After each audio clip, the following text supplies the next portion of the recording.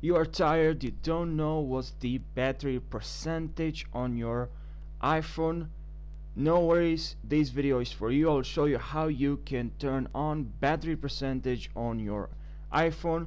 So let's jump right into the video without any introduction. So what you need to do is to head over to settings. Here just scroll a little bit down and tab on general and then select software update. So why I'm telling you to go to software update, because you need the latest version, latest iOS version, and then once you update your iPhone device, then please scroll a little bit down until you see battery. Here please tab on battery, and here as you can see we have an option that we can turn on, which is battery percentage. So now when you toggle this button, now you have at the top right corner you have the battery percentage 12%, as you can see.